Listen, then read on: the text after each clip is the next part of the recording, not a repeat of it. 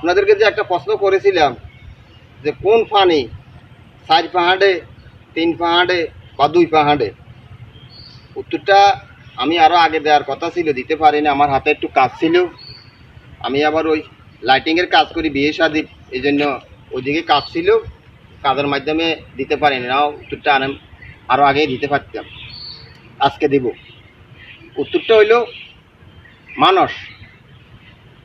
মানুষ শিশুকালে বা বাচ্চাকালে হাত পা চাইরে বান্ধি হাঁটে, আর যখন আমাদের মতন বয়স হয় তখন এই 2 পা দিয়ে এভাবে হাঁটে।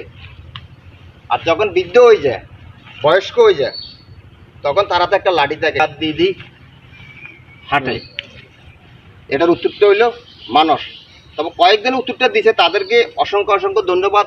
আর যারা পারে নাই তারা আজকে জেনে গেলেন বা বুঝে গেলেন